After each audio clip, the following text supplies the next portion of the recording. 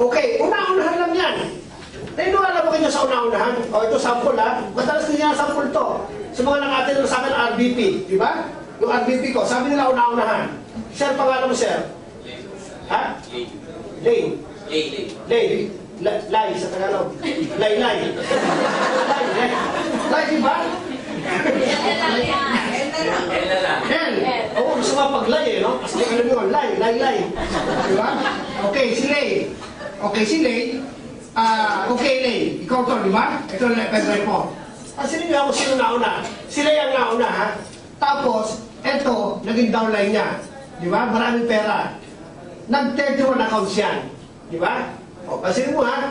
Sabi nila, una-unahan lang yan. Ito kagad, drawingan nyo kagad. Drawingan nyo, nagsabi na una-unahan. Example nyo agad siya. O, ikaw ang nauna. Ang kinita mo, nauna ka, 35 lang. Pero yung downline mo, nag-31 lines, ang kinita agad, 7,590. O, sino unang kumita? Sino mas malaki? Nauna yun, di ba? Nauna ka, pero mas kumita ka. So, hindi ito, naunahan lang. Ito ay pasipagan. Di ba? Ako, hindi ko tinataas ang pauko ko, di ba? Pero hindi po ako tumigil. Sabi nga nila, isipin mo ha, again, hindi ako nagayabang. Pero ilan ang matagal na member, 7 years na, naunahan ko pa sa Pilipinas. Ito yun. Diba? Pero ayaw ko na pakiulo kung ayaw isipin yun. Dapat maglalaki ulo natin. Kung gagawa tayo, ang gawin natin solusyon, magpasalamat tayo sa taas. Diba? Kanyang galing lahat yan eh.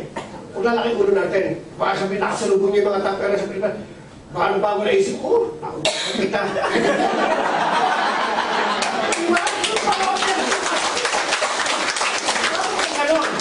Diba? Ganun pa rin. No profile. Kunwari lang. Diba? Importante ka lagi. Importante, mas marami kang pera. Di ba? Yaan mo na sila sikat. Tandaan nyo, ako mas gusto ko sila sikat. Gusto ko kayo sikat eh. Alam nyo bakit? Piniprepare ko na sarili ko. 52 na ako ngayon. So 8 years from now, 62 na ako. Ay, 60 na, di ba? Mga kaibigan, siguro naman ayaw ko na magsagtang dito. Kakabay na lang ako lagi. So ang ginawa ko, habang maano pa, nag-create na ako ng mga leaders. Kini-create ko na. Yun ang ginagawa ko dito. Mamaya tutulong sa inyo. Di ba? So again ha, pyramiding. Pag sinabi pyramiding, turo mo agad Egypt.